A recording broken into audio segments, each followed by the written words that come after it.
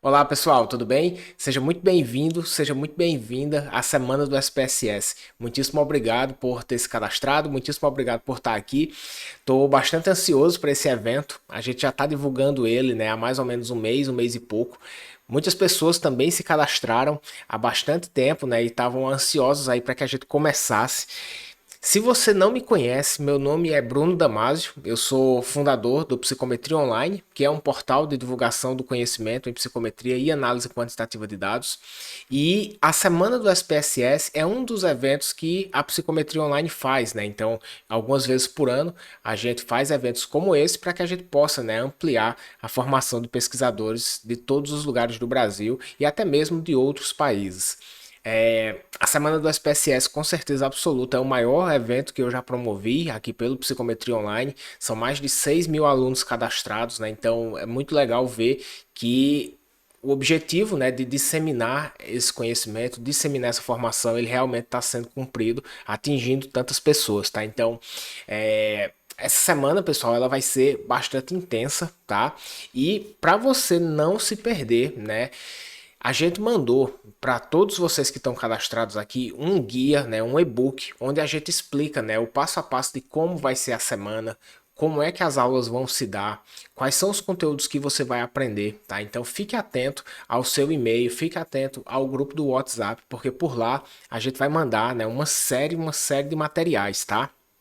Bem, pessoal, o que é que você vai aprender aqui nessa semana do SPSS comigo, tá? A ideia é que você saia, né, de um ponto que você está hoje, mas que você aprenda uma série de procedimentos de análise de dados que são extremamente importantes nas pesquisas das ciências humanas, sociais e da saúde, tá? Então, a gente vai abordar aqui uma série de temáticas. Óbvio, né, que análise de dados é muito mais, né, do que o que a gente consegue abordar aqui ao longo de uma semana, mas eu escolhi tópicos, né, que pela demanda eu sei que são tópicos importantes, tá? Bem, além de ter escolhido alguns tópicos a dedo, eu ao longo dessa semana eu prometo que eu vou ensinar para você uma série de coisinhas, uma série de segredinhos que vão elevar substancialmente a tua capacidade de analisar dados, tá? Você vai aprender como reportar esses dados, o que é que você realmente precisa saber, tá? Então uma série de detalhinhos aqui que a gente vai ver na semana do SPSS para fazer você se desenvolver super bem aí, tá? Bem, é uma semana inteira de aulas, né? Que vai de segunda a sexta-feira. Todo dia pela manhã, uma aula dessa vai ser liberada para você. Então, assim, se programe, né? Cada pessoa tem uma agenda diferente, cada pessoa tem uma rotina, tem seus compromissos, mas se programe, tire um tempinho, tá? As aulas vão variar entre 1 a 2 horas, tá? Cada aula dessa. Então, deixe um tempinho reservado para você, por quê?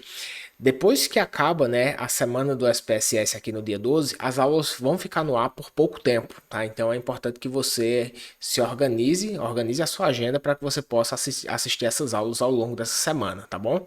Bem, pessoal, na primeira aula, hoje, a gente vai falar, né, sobre a análise certa para os seus dados. A ideia é ensinar vocês a descobrirem qual é o melhor procedimento de análise de dados que vocês têm para os dados que você tem em mãos e para as perguntas de pesquisa que você também tem no seu projeto, tá?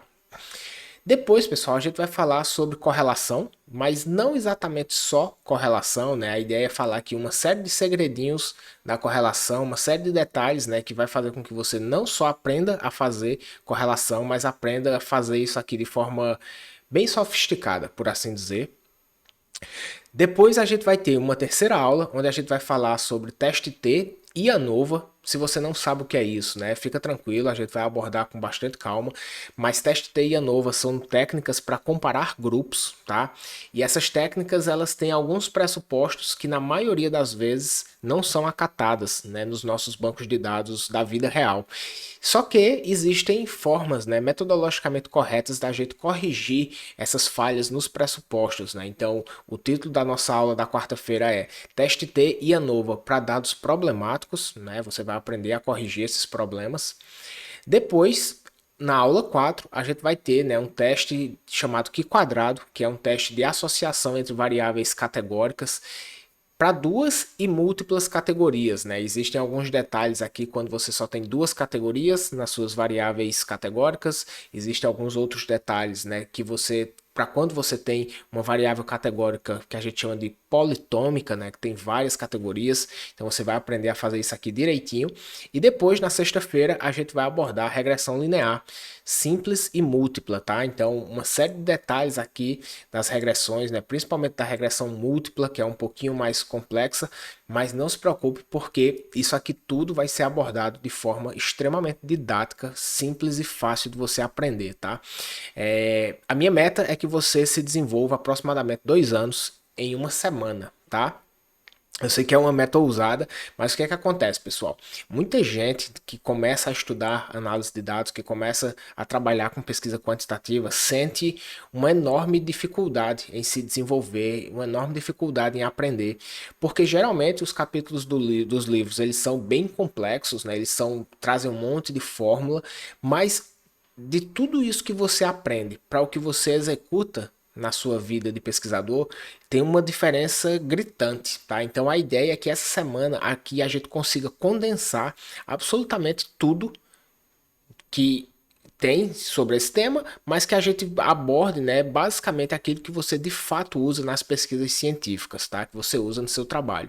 Todos esses tópicos aqui, pessoal, que vocês estão vendo aqui no slide, eles podem ser, por exemplo, encontrados aqui no livro, né, nesse livro aqui do Enfield, que é um livro fantástico, né, Descobrindo Estatística utilizando o SPSS, e todos esses tópicos aqui, eles dão, né, aproximadamente 240 páginas desse livro. Então veja que 240 páginas de um tema relativamente complexo não é trivial, não é muito simples, né, estudar e aprender isso, mas aqui a gente vai realmente fazer uma grande peneira para que você aprenda só o que de fato importa, tá? O que de fato você usa na sua prática enquanto pesquisador, beleza? Bem, existe uma série de feedbacks, né, que eu recebo com essa minha forma, né, de sintetizar esse conhecimento e de abordar apenas aquilo que você precisa. Então, por exemplo, a Flávia, né, viu um determinado vídeo, né, e falou: parabéns, praticamente um semestre em 1 hora e 55 minutos. Ótima explicação, obrigado por compartilhar o conhecimento. Júnior, fala Bruno, certinho? Passando só para te agradecer, cara. Tu não faz ideia do quanto tempo eu passei estudando Manova. Quebrei a cabeça demais. A aula lá na Academy iluminou minha mente, cara. Surreal. Que adiante de vida. Obrigado. Então, pessoal, é mais ou menos isso que eu quero passar para vocês, tá? Passar conhecimento de forma extremamente condensada, né, para que você possa realmente aí alavancar a tua carreira, tá? Bem, se você não me conhece, se você está chegando aqui agora, né, por causa do convite, né, para a semana do SPSS, eu queria falar rapidamente sobre mim. Meu nome é Bruno Figueiredo Damasio, eu sou psicólogo, mestre e doutor em psicologia. Eu fiz a minha formação em psicologia na UEPB, na Universidade Estadual da Paraíba, então eu sou paraibano. E eu fiz o meu mestrado e doutorado em Porto Alegre, que é aqui onde eu moro atualmente. Fiz o meu mestrado e doutorado na URGS, né, que é a federal aqui do Rio Grande do Sul, que é um programa CAPS-7, né, então a nota de excelência, a maior nota da CAPES, e eu fiz o meu mestrado e o meu doutorado entre 2009 e 2013, né, então foi uma trajetória rápida aqui, 4 anos. Quando eu terminei o meu doutorado, imediatamente aqui eu já passei em um concurso para a Federal do Rio, né, então entre 2013 e 2020, né, por 7 anos e pouco, eu fui professor da Federal do Rio, no Instituto de Psicologia e no Departamento de Psicometria. Se você não é da psicologia, né, talvez você não conheça o termo psicometria, mas psicometria é uma área da psicologia que trabalha, né, com a mensuração de características psicológicas. Então, toda a minha trajetória, né, desde a graduação aqui em cima, ela é focada em pesquisa quantitativa, né, na área da psicologia, e eu venho trabalhando, né, então, com isso, né, com psicometria desde muito cedo, acho que quinto, sexto semestre da graduação. Mestrado e doutorado também, né, com ênfase em pesquisa quantitativa. E aqui, quando eu entrei na UFRJ, eu trabalhei, né, diretamente no departamento de psicometria, tá? Fui chefe desse departamento de psicometria por 4 anos, né, 2015 até 2018. E em 2020, né, eu pedi exoneração, né, do cargo. Eu busquei fazer outras coisas da minha vida profissional, né, continuando trabalhando com psicometria. Daqui a pouco eu vou falar um pouco melhor sobre essa transição, tá? Mas é isso, fui professor da UFRJ, toda essa trajetória acadêmica tradicional, né? Orientador de graduação, orientador de mestrado, orientador de doutorado, né? Toda essa trajetória acadêmica tradicional, né? Eu vivenciei por 7 anos na UFRJ. É, também eu tenho uma experiência, né, enquanto editor de revista científica. Durante os anos de 2012 até 2016, eu fui editor da Trends in Psychology, que é uma revista da Sociedade Brasileira de Psicologia, né? Então, na minha gestão, né, a gente pegou a revista, ela era uma B2 e a gente transformou, né, ela numa A2, num processo de internacionalização importante aí que foi feito. Também tenho experiência com editoração de revista internacional, né? Durante os anos de 2015 até 2020, eu fui editor associado da Spanish Journal of Psychology, especificamente na sub-área, né, de metodologia quantitativa e psicometria. Essas experiências aqui enquanto editor também bem importantes assim para minha forma como eu percebo, né, a pesquisa científica. Eu percebo o que importa, né, dentro desse processo de análise de dados, né, o que é que de fato a gente usa, né. Então unir esse conhecimento, né, da minha prática enquanto professor, enquanto pesquisador e também como editor constrói totalmente, né, a forma como eu ensino e a forma como eu vou ensinar, né, vocês aqui ao longo dessa semana, tá? Como autor, né, como pesquisador, tenho mais de 60 artigos publicados, mais de 3.100 citações, uma coisa curiosa, né, assim, que com o tempo isso foi meio que se consolidando, assim, eu não tinha muita clareza sobre isso, mas os meus principais artigos aqui, né, os artigos que são mais citados, que o pessoal mais cita, são artigos em formato de tutorial. Artigos em formato de tutorial no qual eu ensino procedimentos de análise de dados, né? Então, eu tenho um artigo sobre análise fatorial exploratória que é bem citado, um artigo sobre construção e adaptação de instrumentos que também é super bem citado. Enfim, né? Todos os artigos em que eu buscava ensinar procedimentos, eles eram muito bem aceitos na literatura e eu fui tomando muito gosto por isso, né? Desde bastante tempo atrás, né? Desde muito tempo, então eu venho escrevendo esse tipo de material. Se você não conhece também, eu sou autor desse livro aqui chamado Manual de Desenvolvimento de Instrumentos Psicológicos, né? Se você trabalha com desenvolvimento de medidas, vale a pena você conhecer esse livro. É totalmente focado, né? Só em construção e validação de instrumentos. Esse livro aqui a gente tem quase 20 capítulos, escritos por autores fantásticos, tá? Então, os melhores nomes da psicometria no Brasil estão aqui dentro, escreveram esse livro aqui pra gente, tá? Então, bem legal. E aí, pessoal, essa minha rápida introdução é porque, de fato, né, tem muita gente que não me conhece, e se eu tô dizendo, né, assim, eu vou ensinar vocês aqui a aprender análise de dados, que o meu objetivo é ensinar 2 anos em uma semana, né, é preciso que você entenda de onde, né, de onde eu tiro isso, né, de onde eu acredito que a gente vai conseguir cumprir essa missão, né. Bem, pessoal, como eu falei para vocês, né, durante 7 anos eu fui professor da UFRJ. No ano passado eu pedi exoneração do cargo e atualmente eu trabalho, né, como pesquisador independente, né. Eu acreditava que fora da universidade eu ia conseguir trabalhar mais, né, com o que eu amava, né, que é a psicometria e análise quantitativa de dados, e eu ia conseguir formar mais pessoas, que era um grande objetivo que eu tinha, né. Então, hoje em dia, né, eu desenvolvi a psicometria online, eu desenvolvi a minha escola de análise de dados, né, análise quantitativa e psicometria, que se chama Psicometria Online Academy, e o objetivo, né, é que a gente tenha uma formação ampla de consultores e pesquisadores em psicometria. Por que eu falo consultores e pesquisadores? Tem muita gente que, ao aprender análise quantitativa de dados, utiliza esse conhecimento, né, e torna isso uma profissão. Começa a prestar serviços de consultoria em análise de dados. Então, eu tenho uma série de alunos. Dentro, inclusive, da psicometria online, a gente tem um mercado de trabalho, né, onde alguns alunos eles prestam esse tipo de serviço, né? Então a gente ajuda a divulgar o trabalho desses alunos e também pesquisadores, né? Porque se você trabalha com pesquisa quantitativa, é importante que você aprenda análise de dados para você se solidificar, né? Para você realmente aí se constituir como um pesquisador. É, dentro da Psicometria Online Academy, a gente tem hoje, né, mais de 1.000 alunos de todos os estados do Brasil e de todos os países da América do Sul.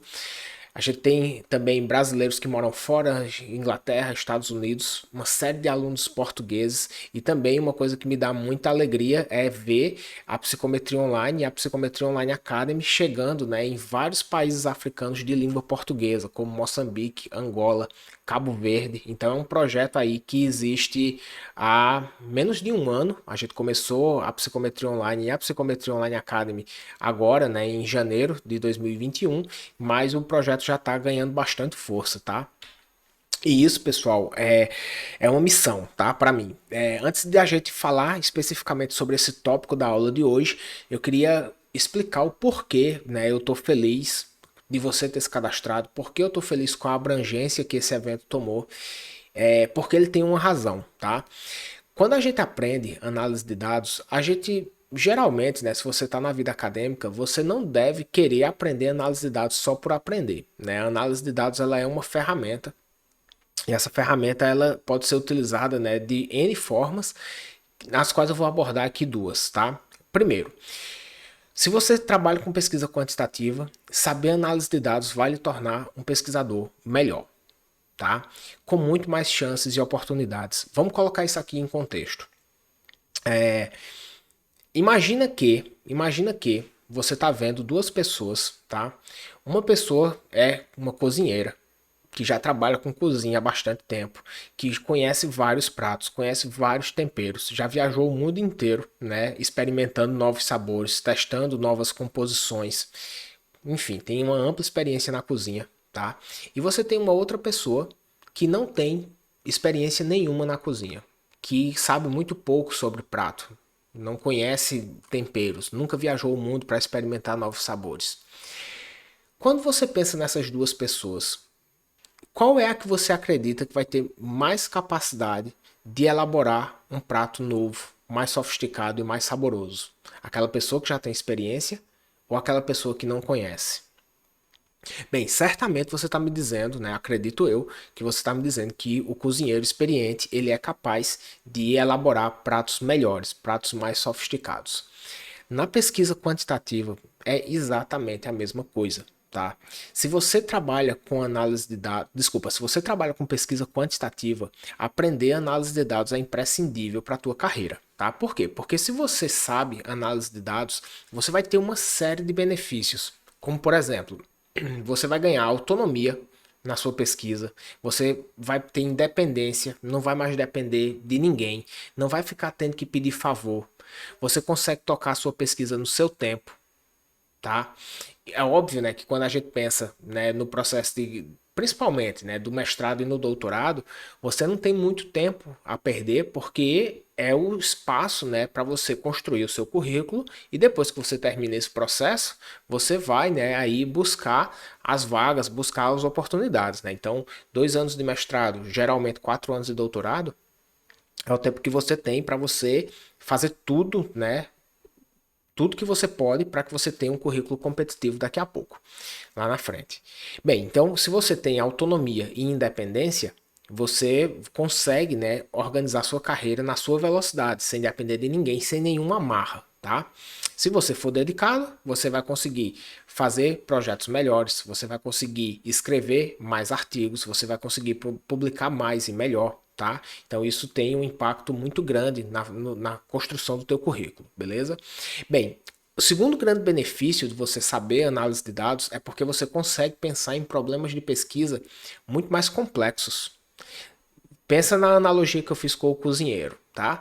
O cozinheiro que conhece mais pratos, que conhece mais, né, que tem mais experiência, ele vai ser capaz de pensar em pratos melhores. Se você trabalha com pesquisa quantitativa e você não sabe analisar dados, você tem uma deficiência muito grande. Por quê? Porque você não, além de depender de outras pessoas, você não vai conseguir pensar em problemas de pesquisa muito complexos, muito profundos, né? As suas pesquisas elas vão tender a ficar ali numa superficialidade, por assim dizer, porque você não tem essa capacidade, né, de pensar em problemas de pesquisa complexos se você não sabe a solução. Se você não sabe as soluções, se você não conhece bem análise de dados, você sequer consegue conceber, né, que determinado problema de pesquisa pode ser pensado, porque você não sabe que existe uma solução para aquilo. Então, assim, ó, quando você aprende análise de dados, você se torna um pesquisador melhor. E isso aqui é importante, pessoal, por quê? Porque esse conhecimento ele é escasso, esse conhecimento ele é raro. Tem muita gente que trabalha com análise quantitativa de dados, mas que acredita, né, que não precisa aprender análise de dados, que pode delegar. Não, isso aqui é um conhecimento que pode delegar. Eu não tenho facilidade com análise de dados. Isso aqui eu posso delegar. Na verdade, assim, poder delegar você pode. Você sempre pode delegar, você pode pedir um favor, você pode pagar uma consultoria, mas isso vai ser sempre uma deficiência, né? Quando você contrata um serviço externo, você sempre vai ter, né, uma limitação da sua percepção do todo do seu trabalho, né? Então, isso pesa, tá? Isso pesa. A qualidade, a profundidade pesa bastante. Então, se você souber análise de dados, você vai se destacar substancialmente, tá? Bem, além de se destacar academicamente, além disso trazer uma série de benefícios, né, para a tua formação profissional, para a tua formação acadêmica, para o teu currículo, você pode, né, se for do seu interesse, pegar esse conhecimento e transformar ele em renda, tá? Como eu falei para vocês, né, eu acho que de 10 pessoas que trabalham com pesquisa quantitativa, 9 não gostam de aprender análise de dados. Então, se você, né, pega esse conhecimento, se você se destaca um pouquinho, você vai perceber, né, que você rapidamente vai ser começado a ser convidado, né, para parcerias. Você vai ser convidado a fazer muito favor. Ah, me dá uma ajuda aqui, tu que sabe disso. E aí, ao invés de você, né, com o passar do tempo, ficar fazendo muitos e muitos e muitos favores, você começa a prestar assessoria, você começa a rentabilizar esse conhecimento, né? Então, a Psicometria Online Academy e eventos como esse, né, da Semana do SPSS, ele tem dois grandes objetivos, na verdade. Primeiro é ensinar análise de dados para sua própria pesquisa e, eventualmente, né, colocar uma pulguinha aí atrás da sua orelha para que você comece a pensar, eu gosto disso, eu sei isso, olha só, posso começar a prestar um pouco aqui de assessoria, né, porque a demanda é gritante, tá? A demanda é brutal. Então, pessoal, é isso, tá? Eu acho que tem um ponto importante, assim, né? Que a gente que está hoje na vida acadêmica, a gente sabe que ela não está muito fácil aqui no Brasil, né? Os concursos, eles estão escassos, então é extremamente importante, né? Que você se prepare para ser o melhor que você puder, tá? Porque a gente não tem a quantidade de vagas suficiente para abraçar todo mundo que está se formando, tá? A gente não tem, infelizmente, no Brasil, essa grande quantidade de vagas para abraçar todo mundo que está se formando. Então, quem vai passar nas melhores universidades, quem vai ter acesso às melhores vagas, vão ser aqueles alunos que têm o currículo melhor, que são melhores, que são mais competitivos. Infelizmente, isso é uma verdade. O meio acadêmico é extremamente competitivo, tá? Então, você precisa ser o melhor. E segundo né, a gente não pode esperar, infelizmente, a gente não pode esperar muito, né, do governo, porque ele não vai fazer a parte que cabe a ele.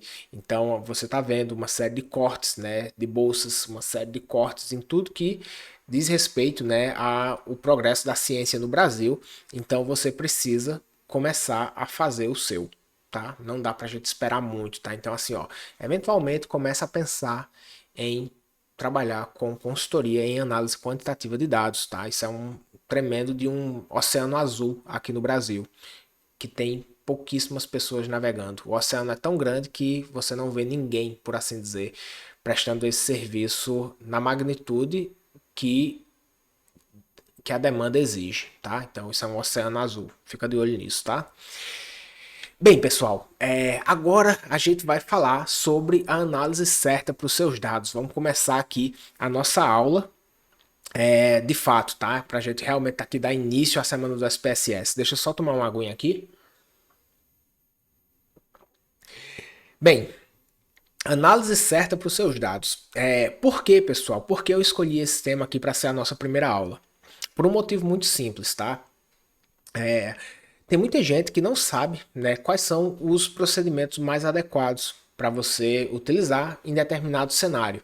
E aí não adianta eu ensinar, por exemplo, vamos aprender correlações, vamos aprender teste T, vamos aprender ANOVA, vamos aprender regressão, se você não consegue visualizar o todo e quando você vê um cenário real de pesquisa, né, com hipóteses, com perguntas de pesquisa, você não sabe exatamente qual dessas técnicas você deve usar, tá? Então essa primeira aula aqui, ela é uma aula que a gente não vai falar ainda de SPSS, tá? Mas ela vai ser uma aula que vai lhe ajudar a pensar no seu projeto de pesquisa, nas suas perguntas, né? Enfim, no trabalho que você tem em mãos, e isso vai ajudar você a construir esse projeto para que lá na frente, quando chegue na hora de você analisar, você tenha muito mais clareza sobre o que é que você precisa fazer, beleza?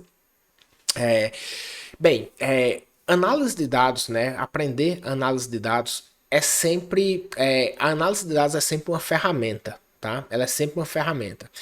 Todo procedimento de análise de dados ele tem por objetivo responder uma pergunta de pesquisa, tá? Então a pergunta ou a hipótese vem antes e a análise vem depois, tá? Anote isso aí no seu caderno. Pergunta ou a hipótese vem antes e a análise vem depois. Eu conheço várias pessoas que gostam de análise de dados e ficam explorando os bancos de dados sem ter clareza sobre qual é a pergunta que quer responder. Então, às vezes, né, as pessoas ficam mexendo no banco de dados, fazendo um monte de teste para ver se eventualmente acha alguma coisa interessante, para ver se, olha só isso aqui, que achado legal, e aí a partir disso vai tentar escrever alguma coisa de relevância. No meu ponto de vista, para a gente que trabalha com pesquisa científica, a gente muitas vezes tem, né, todo um racional teórico, toda uma fundamentação teórica que vai, né, nos levar a, a testar algumas hipóteses, né, a buscar responder algumas perguntas. Né? Então, assim, quando a gente utiliza a análise de dados como uma ferramenta para responder essas perguntas e essas hipóteses, o seu processo ele tende a ficar mais claro, mais coeso, cientificamente mais coeso, tá? E tem muitas pessoas que, às vezes, né, acham que a análise é o santo grau, né, que é ali a coisa mais valiosa de um projeto de pesquisa. Bem, algumas pessoas até já me perguntaram assim, Bruno, quais são os procedimentos de análise de dados mais aceitos em revistas internacionais de alto fator de impacto? Não existe isso, sabe, de procedimentos de análise de dados mais aceitos em revistas internacionais. Por quê? Porque a análise de dados, ela é, né, o teste, um determinado teste, ele é uma simples ferramenta para você responder uma pergunta de pesquisa. Então, às vezes você pode fazer uma análise super simples, como por exemplo um teste T, e esse teste T ser a análise mais correta para a pergunta que você tem. Tá? Então, embora eu ame análise de dados, embora eu trabalhe com isso, né, desde que eu me entendo por gente, né, na minha vida profissional, é importante a gente entender, né, eu acho que você se beneficia muito de entender que ela é uma ferramenta, tá? Por quê? Porque sendo assim, você vai passar a dar muito mais ênfase, né, para a sua parte teórica, para a parte onde você elabora, né, as perguntas de pesquisa que você vai responder e só depois você vai entender qual é a análise que deve ser realizada, tá? Bem, pessoal, vocês vão receber um material, né, por e-mail, pelo grupo do WhatsApp, que vai ajudar vocês a preencherem, tá, uma planilhazinha, né, como essa daqui, tá?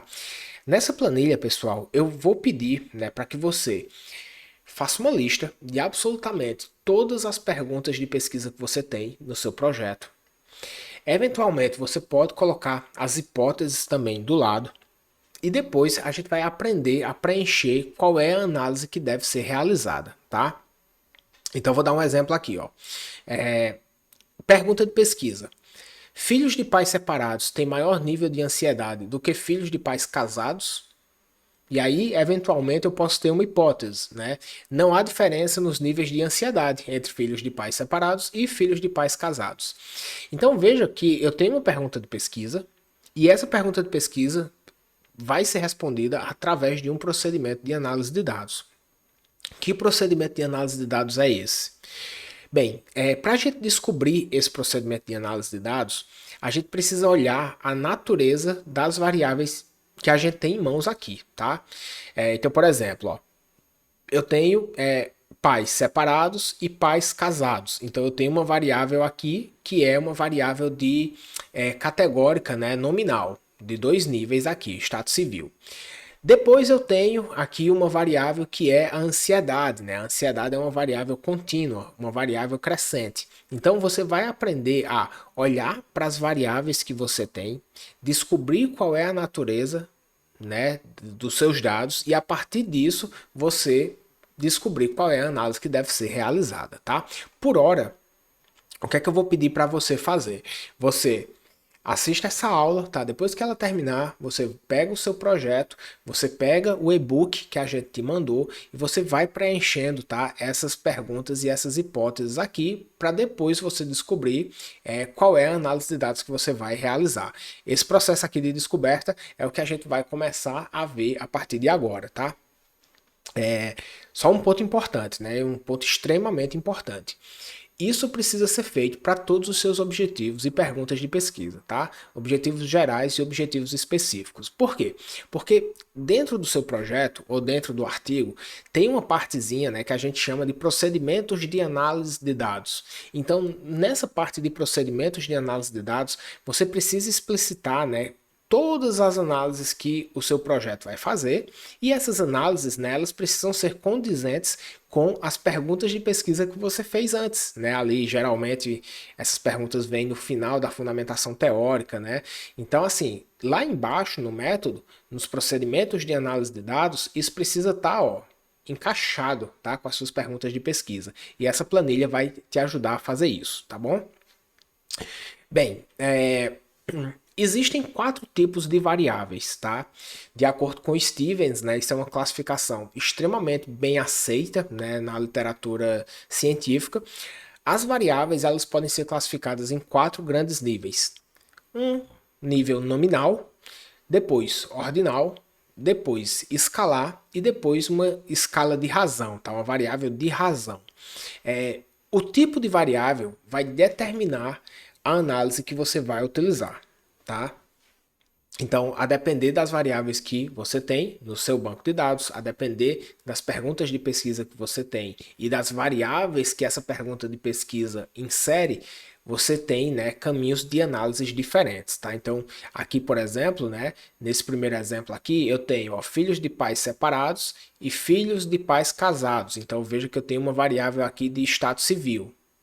Depois eu tenho uma outra variável aqui que é a ansiedade, é uma variável contínua, né, que cresce com o tempo, tá? Então você precisa ter clareza sobre quais são as variáveis da sua pergunta e depois, né, você vai descobrir qual é a análise que você precisa realizar. Veja outros exemplos aqui de perguntas de pesquisa. Qual característica de personalidade prediz com maior força o perfil de risco que sujeitos adotam nos seus investimentos? Então, imagina, né? Você tem uma pesquisa, por exemplo, que você quer investigar, né, se a personalidade e qual é a característica da personalidade que mais influencia o perfil de risco. E aí você pode ter uma hipótese, né?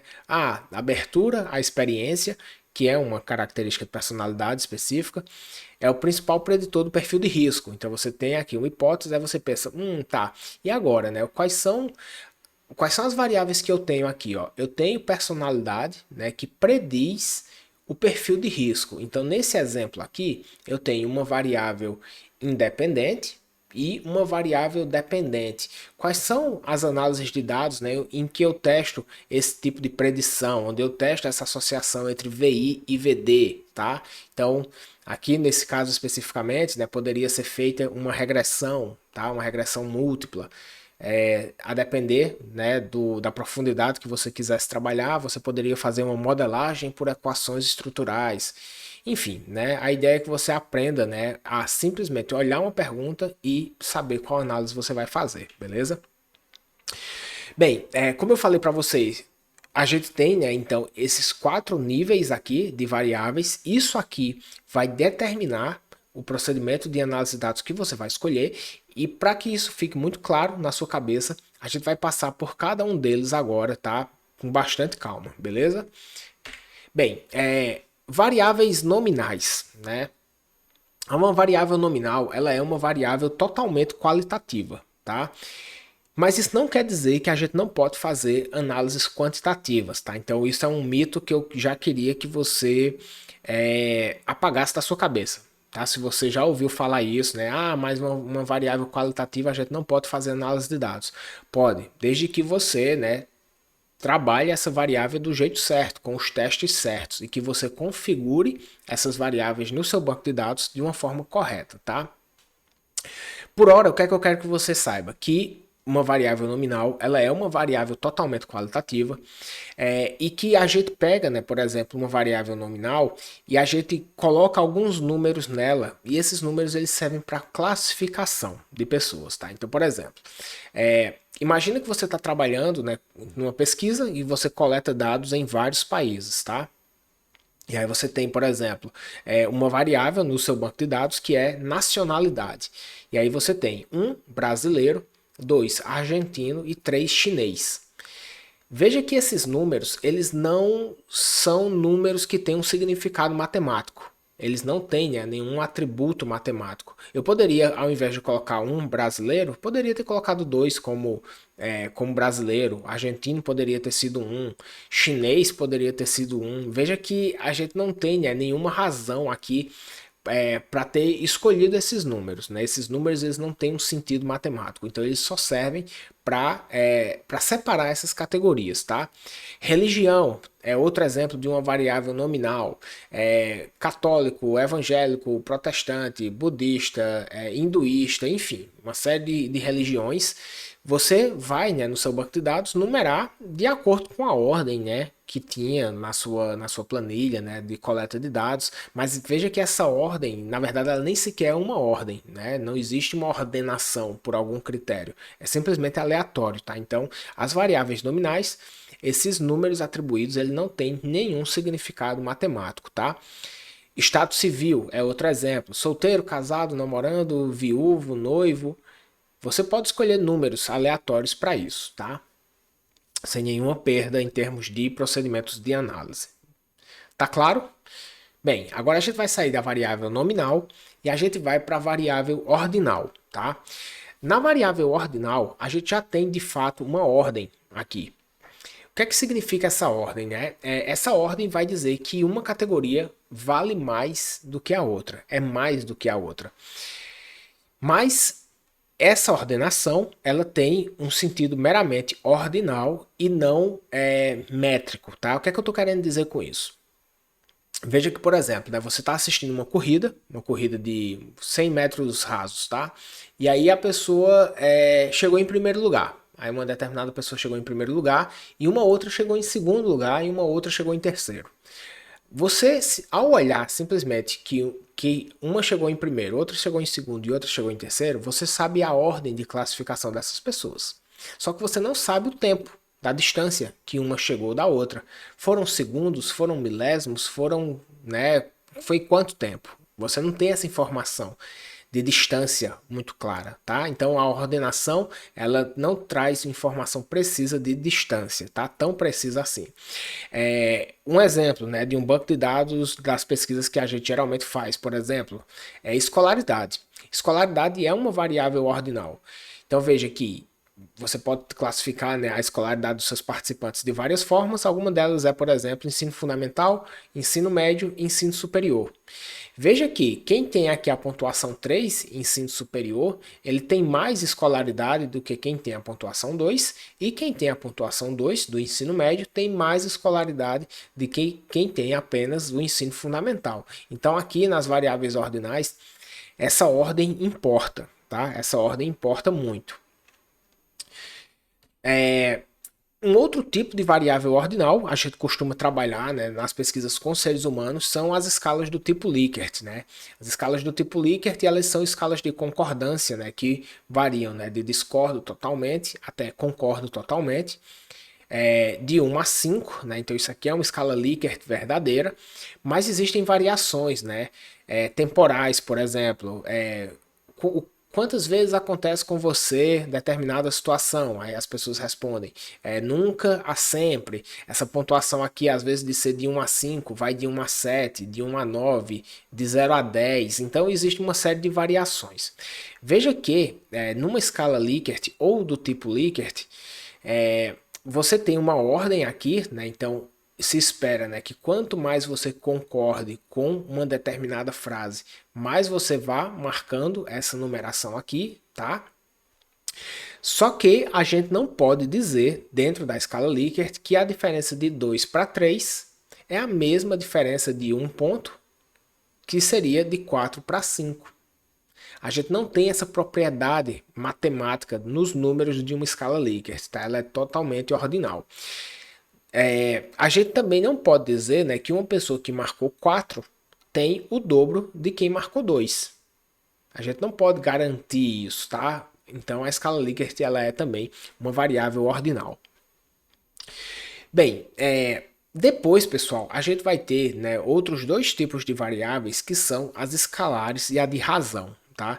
Essas variáveis aqui, elas têm, né, propriedades matemáticas muito interessantes, muito importantes, e o que vai diferenciar elas, né, é apenas o valor do zero, tá? O que diferencia uma variável escalar e uma variável de razão é o valor que a gente atribui ao zero, tá?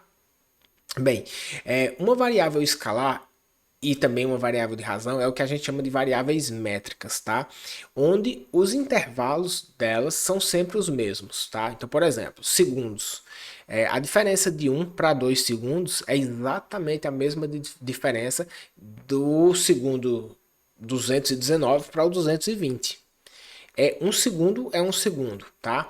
Outro exemplo, né? Metros.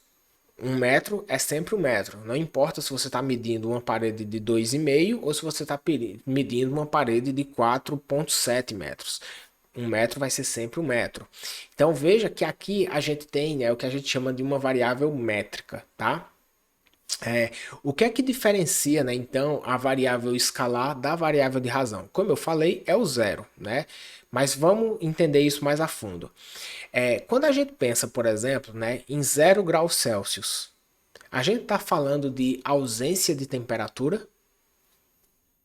Não, a gente está dizendo só uma temperatura baixa. Então veja que esse zero aqui, nesse exemplo específico, ele não significa ausência do atributo que está sendo mensurado, tá? Isso é um ponto importante. Vamos dar um outro exemplo de pesquisa com seres humanos, né? Imagina que você você submeteu uma série de alunos a uma prova de matemática e essa prova de matemática ela tinha 10 pontos, né? Vai de 0 até 10. Aí imagina, né, que para essa prova específica o aluno errou todas as questões, a nota dele foi 0. Isso quer dizer que esse aluno não tem absolutamente nenhum conhecimento em matemática? Não, né? Pode ser que ele tenha alguns conhecimentos em matemática, mas que não foram, né, mensurados na prova, tá? Então o zero aqui na variável escalar, ele não significa a ausência do atributo, mas na variável de razão sim, tá? Então, na escala de razão, a gente vai ter, por exemplo, algumas variáveis em que o zero é zero. Segundos, 0 segundo é 0 segundo, é a ausência de tempo. Salário, zero salário é ausência de renda. Se você, né, tem uma determinada loja e um determinado produto teve 0 vendas, o volume de vendas dele foi 0, você não vendeu nada. Distância. Então veja, né, que existem algumas variáveis onde o zero de fato é ausência do atributo e algumas outras, como por exemplo a temperatura, não. Tá? Então isso aqui é o que vai diferenciar a variável escalar e a de razão. A maioria das análises nas ciências humanas, sociais e da saúde utilizam dados ordinais ou escalares. Algumas áreas, né, da bioestatística, da biomedicina, algumas áreas das ciências da saúde no geral, elas trabalham também com variáveis de razão. Não se preocupe muito com isso agora, tá? Por quê? Porque os procedimentos de análise de dados que são feitos para variáveis escalares e de razão são muito similares, tá? Então essa distinção aqui é só para você entender que isso existe, mas isso não vai impactar tanto na escolha do seu teste, tá? E é isso, pessoal. Então, assim, ó, eu preciso que nesse momento essas quatro variáveis aqui, elas estejam claras na sua cabeça. Por quê? Porque a partir de agora a gente vai começar a entender como é que a gente escolhe, né? A partir dessas variáveis que você tem no seu banco de dados, qual é o teste que mais se ajusta, tá? Para cada uma dessas variáveis, tá? Antes disso, deixa eu só deixar um pouco mais claro aqui as propriedades desses níveis de medida, tá?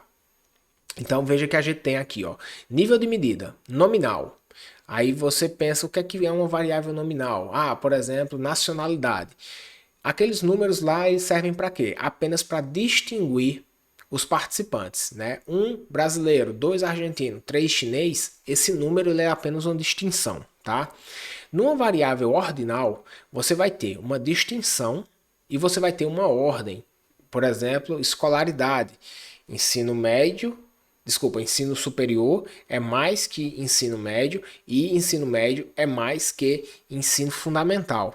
Mas a gente não tem, né, como numerar quão mais é isso, tá? Por quê? Porque, por exemplo, o ensino fundamental, se a gente fosse pensar em anos, né? O ensino fundamental, se você pega o ensino fundamental um e 2 são 8 ou 9 anos, são 9 anos, salvo engano, hoje em dia. Depois o ensino médio, são 3 anos. O ensino superior, são geralmente 4 ou 5 anos. Se você contabilizar dentro dessa categoria mestrado e doutorado, já se vão aí, né? Bem mais tempo, 11 anos de formação.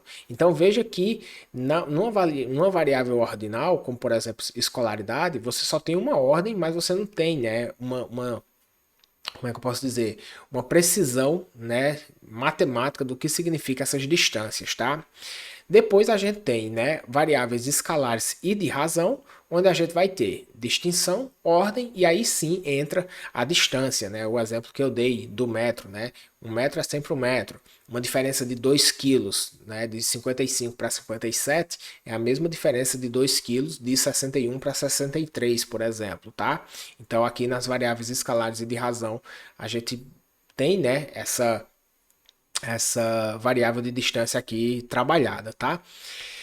Bem, existe, pessoal, uma classificação, né, que boa parte dos livros, né, se você procurar na internet, você vai achar essa classificação aqui com bastante frequência, que é dizer, né, que uma variável nominal e uma variável ordinal, ela é qualitativa, enquanto que uma variável escalar e uma variável de razão, ela é quantitativa. Veja que a princípio, né, se a gente for parar para pensar que nas variáveis ordinais, né, a gente tem só uma ordem, a propriedade matemática, ela não se sustenta tanto assim, isso aqui a princípio está correto. Só que isso traz um problema, né? Principalmente para os alunos mais iniciantes, assim, que não têm muita familiaridade, né, em trabalhar com variáveis, por exemplo, ordinais. O que é que os alunos pensam? Ah, se essas duas categorias aqui são qualitativas, então eu não posso fazer procedimentos de análise quant. E aí isso gera uma confusão muito grande, isso gera um problema muito grande, porque você pode sim, tá? Você pode sim, vai depender do teste que você escolha, tá? Que você vai utilizar. E aí, pessoal, eu vou propor, né, uma outra classificação que isso aqui vai ajudar muito, né, você a entender, né, os processos de análise de dados que você vai escolher para sua pesquisa, tá? Ao invés de pensar em qualitativa e quantitativa, eu vou sugerir, né, que a gente pense, né, em variáveis categóricas e variáveis contínuas, tá? Esse termo, né, variável contínua, ele também é muito usado na literatura, né? E aí às vezes as pessoas ficam na dúvida, o que é uma variável contínua? É escalar? É de razão? Então veja, pessoal, que a variável contínua aqui nessa classificação, ela vai abranger a variável ordinal, a variável escalar e a variável de razão. Enquanto que, né, a variável categórica aqui a gente vai utilizar esse termo categórico para variáveis nominais, tá? Como por exemplo, estado civil, tá? Por que isso aqui, pessoal? Porque isso aqui vai ajudar você a entender, né, os melhores procedimentos para análise dos seus dados. Porque, por exemplo, né, se você trabalha com uma escala do tipo Likert, né, você trabalha com uma variável ordinal, mas essa escala do tipo Likert, ela gera um score, e esse score ele é contínuo, né? Ele é um score que ele é crescente, né? Então veja que aqui você tem uma variável contínua, mesmo que a natureza da escala Likert, ela por hora seja ordinal, tá? Vou dar um exemplo aqui, tá? Para deixar isso mais claro para vocês. Imagina que você tem uma escala, tá? Uma escala do tipo Likert aqui, que vai de 1 a 8, tá? Você tem 8 pontos aqui, desculpa, na verdade você tem 8 itens aqui, e cada item é respondido de uma escala de 1 a 5, tá? Discordo totalmente, concordo totalmente, 1 a 5. Veja que quando você tem, né, o score final dessa escala, se essa medida, né, ela fosse unidimensional, onde você tem um score único, né, a partir de todos os itens, você teria o mínimo do score, né, dessa escala de 8 itens, seria 8. Então imagina que todo mundo marcou 1 aqui, né, em discordo totalmente. O seu mínimo é 8, né, a soma desses 8 pontos aqui. Só que imagina que você tem uma outra pessoa, né, que marcou 5 em tudo, ela concordou com todos os itens. A amplitude aqui, né, o máximo seria 40. Então veja, né, que você tem um mínimo de 8, um máximo de 40, você tem 32 pontos aí de amplitude. Então você vai ter pessoas com 12, pessoas com 13, pessoas com 15, pessoas com 19, pessoas com 21, pessoas com 40, com 38. Isso vai fazer com que essa sua variável aqui, né, que ela é oriunda de uma escala Likert categórica, aqui a gente possa trabalhar ela como contínua, tá? A gente possa trabalhar ela como contínua. Existe, pessoal, uma série de artigos também que mostra, né, que quando uma variável categórica tem 6, 7 categorias para mais, ela acaba se aproximando muito de uma variável escalar. De modo que muitas vezes quando a gente tem, né, uma escala do tipo Likert aqui, onde você soma, né, uma série de itens para compor um score final, muitas vezes a gente usa, né, essas variáveis aqui como sendo contínuas, né, se aproximando de variáveis escalares aqui. Por quê? Porque a gente tem uma perda de informação pequena, tá? Uma perda de informação pequena. Esse artigo aqui, né, ele demonstra isso através de estudos de simulação. E também nas nossas próprias pesquisas, né, quando a gente analisa os dados, a gente percebe isso, tá? Vou dar um exemplo aqui para vocês, né? Um exemplo que eu fiz em um banco de dados meu. Existe uma escala chamada DAS-21, que é uma escala de depressão, ansiedade e estresse. Essa escala, ela tem, né, 7 itens para cada uma dessas psicopatologias. Então, eu peguei os 7 itens da depressão e somei, né, o score de depressão, né? Então, eu chamei aqui, né, de DAS-21 soma. Essa escala ela é respondida de 0 até 3, né? Então, são 4 pontos, que vai de 0 a 3. 0 significa nunca, nunca acontece comigo. E 3 significa acontece quase todos os dias, né? Então, escala de frequência. Se todo mundo marcar os 7 itens 0, o score dela vai ser 0. Se uma pessoa marcar 3 nos 7 itens, o score dela vai ser 21. Então você tem a amplitude de 21 pontos nos scores dessa escala, tá? Mas veja que a gente tem, né, uma soma, né, de 0 até 21 e a princípio isso é meramente ordinal, né? Bem, existe um outro procedimento de análise de dados onde a gente consegue transformar, né, esse score, né, que é uma soma, uma simples soma da escala Likert, a gente consegue transformar esse score numa variável verdadeiramente escalar, que é um procedimento de teoria de resposta ao item. A gente não vai abordar isso aqui não, tá? Mas é só para você entender. Então existe uma análise que se chama análise de hash, que transforma esses scores em umas variáveis verdadeiramente escalares. Aí olha só, quando a gente faz a correlação, né, da soma dos itens da escala Likert, que é uma variável meramente ordinal, com o score, né, da teoria de resposta ao item, que é um score verdadeiramente escalar, olha a correlação, uma correlação de 0,98. Se você não entende com clareza o que isso significa. Isso significa uma correlação quase perfeita aqui entre os scores, tá? Tanto a soma dos itens, que seria meramente ordinal, quanto um score, uma transformação do score totalmente escalar, correlação quase perfeita. Isso acontece para quase todos os bancos de dados que a gente tem nas pesquisas das ciências humanas, sociais e da saúde, tá? É por isso, pessoal, que as escalas do tipo Likert, né, escalas ou na verdade, variáveis categóricas, né, que você tem uma ampla quantidade de categorias, né, você pode trabalhar elas como contínua, tá? Isso é um ponto importante, beleza? Bem, isso não possibilita dizer que o score da soma Likert é escalar ou métrico. Né? A gente não está dizendo que esse score aquele é escalar ou métrico. Que, por exemplo, uma pessoa que respondeu 20, ela vai ter exatamente o dobro de quem respondeu 10. A gente não está dizendo isso. Mas o que a gente está dizendo é que a perda, em termos práticos, é pequeno o suficiente para que a gente possa trabalhar essa variável como contínua. Tá? Então, pessoal, a partir de agora, eu queria que vocês tivessem muita clareza aqui sobre esse gráfico aqui, tá? Variáveis ordinais, né, com várias categorias, com múltiplas categorias, né, principalmente a partir de 6 ou 7 para cima. Entenda essas variáveis aqui como contínuas, tá? Porque a gente vai aprender, né, a partir dessa classificação aqui de categórica, apenas para variáveis nominais e contínuas, né, para ordinal, escalar e de razão, a gente vai aprender a escolher o melhor teste para sua para as variáveis que você tem no seu projeto de pesquisa, tá?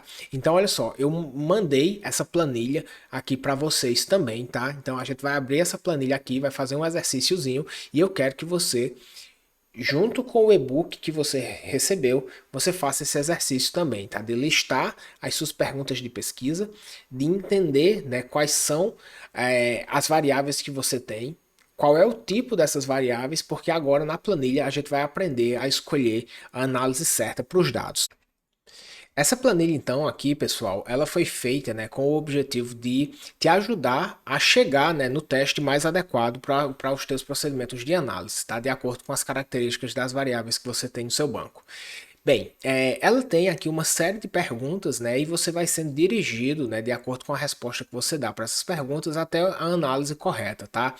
Então, por exemplo, quantas variáveis de desfecho você tem? Qual é o tipo dessa variável de desfecho? Quantas variáveis preditoras? Qual o tipo da variável preditora? Quantas categorias você tem nessa variável preditora? E aí você vai, enfim, né, vai sendo levado até a escolha do teste, tá? Bem, antes da gente utilizar a planilha, né, tem uma parte aqui embaixo, né, que você vai precisar preencher, tá? Então, essa partezinha aqui, ó, essa parte aqui que você tá vendo, ela vai, né, lhe ajudar você a entender quem são as suas variáveis independentes, quem são as suas variáveis dependentes, quais são os tipos dessas variáveis, tá? Então, por exemplo, ó, a primeira coisa que você vai fazer aqui em cima é escrever a sua pergunta de pesquisa. Então, imagina que eu tenho uma pergunta de pesquisa que diz o seguinte, né? Que quer saber o seguinte: Estado civil impacta na satisfação com a vida? Então eu quero saber se pessoas, né, casadas, solteiras, namorando, divorciadas, se isso impacta, né, esse estado civil no nível de satisfação que elas têm com a vida, tá? E aí, a partir da pergunta de pesquisa, você vai precisar responder aqui, ó. Qual é a sua variável preditora? No meu caso aqui especificamente, né, como eu estou avaliando, né, se o estado civil impacta na satisfação com a vida, a variável preditora, no caso aqui, é estado civil, tá? Estado civil. A minha variável de desfecho, então, vai ser satisfação com a vida, tá? Então, satisfação com a vida. Qual é o tipo da variável, né? Então, o estado civil. O estado civil, ela é uma variável, né, categórica nominal, né? E eu tenho aí várias categorias, né? Várias classificações: solteiro, namorando, casado, noivo, divorciado, viúvo, etc. Tá? Então, ela vai ser aqui uma variável categórica. E satisfação com a vida, ela é uma variável que ela tem um score, né? Ela é derivada de uma escala do tipo Likert, né? E aí ela vai ser então uma variável contínua, tá? Ela é uma variável contínua. Veja, pessoal, aqui, ó, isso aqui é importante, tá? Preste atenção nisso. Essa planilha aqui, ela só vai dividir as variáveis em contínuas e categóricas, tá? Contínuas e categóricas, de acordo com aquele fluxograma que eu mostrei para vocês, né? Categórica, sendo variáveis nominais, categóricas nominais, e contínuas, abrangendo variáveis ordinais, escalares e de razão, tá?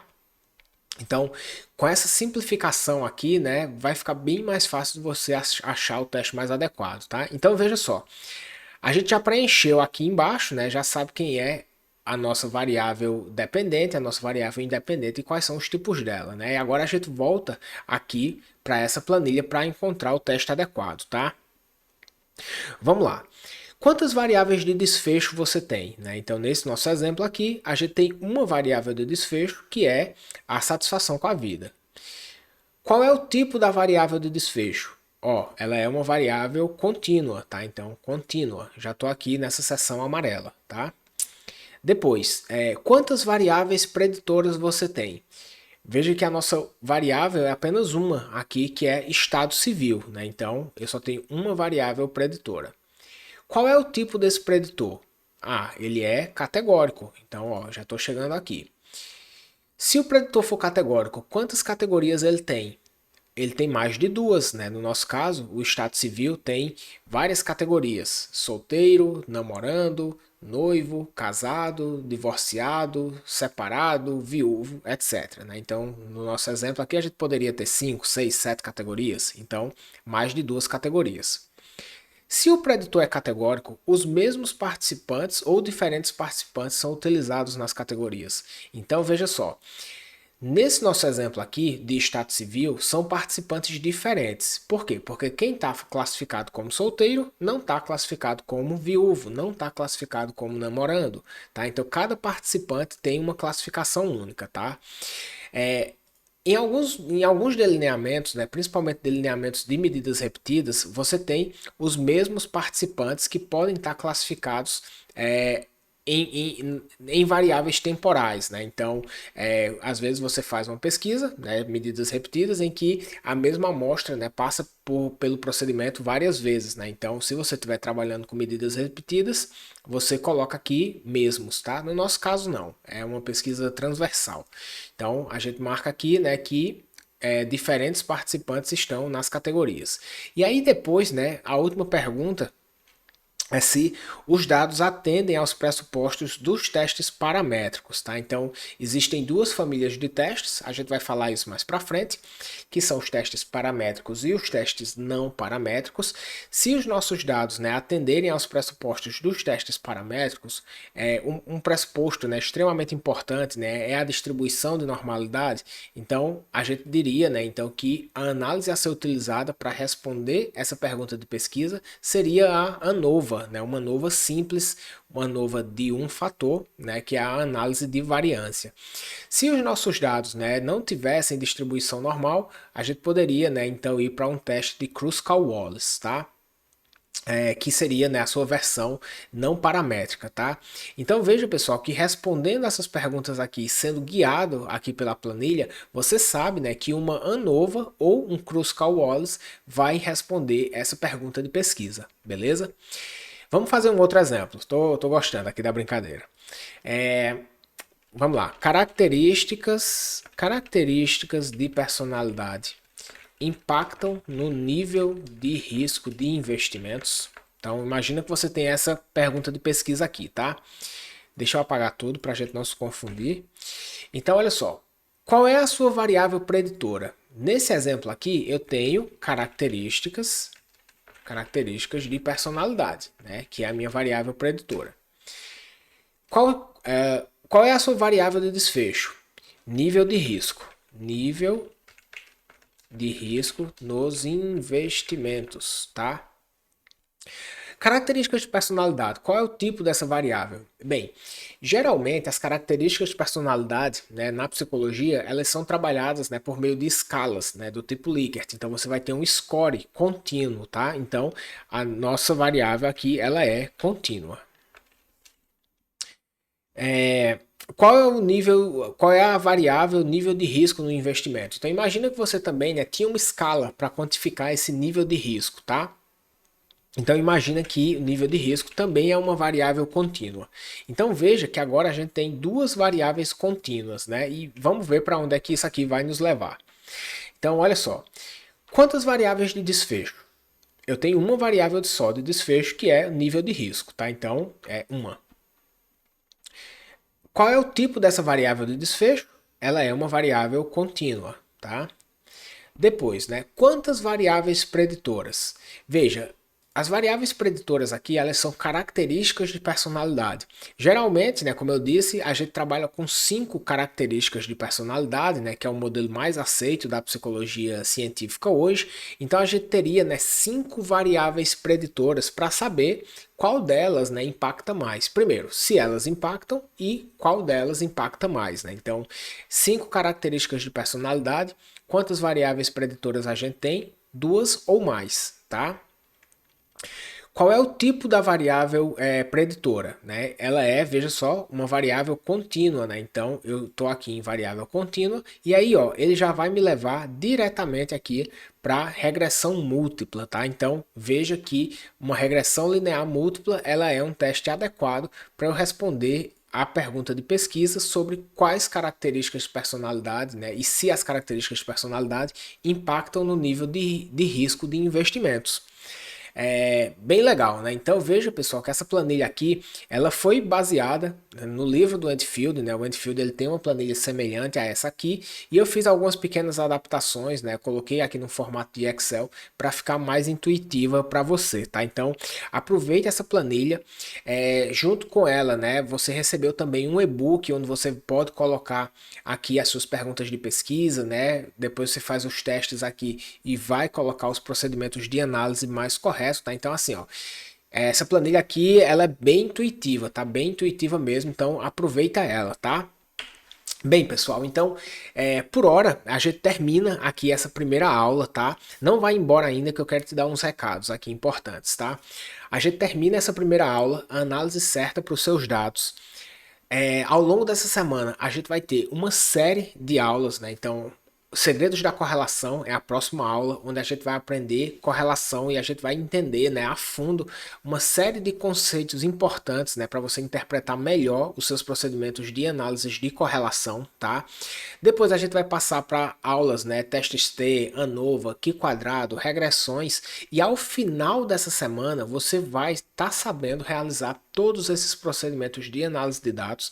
E é óbvio, né, que quando você tiver clareza sobre esses procedimentos de análise de dados, isso também vai te ajudar a preencher, né, a brincar, né, de forma mais autônoma, por assim dizer, com essa planilha, tá? Então, era isso, pessoal. Espero que você tenha gostado da aula de hoje. Preparei ela com muito carinho e a gente se encontra então na próxima aula, tá bom? Não procrastina, tá? Não deixa essa semana do SPSS passar, porque ela pode ser extremamente importante aí na tua trajetória acadêmica, tá bom? Então é isso, fica bem, assista às aulas, te encontro amanhã. Um grande abraço.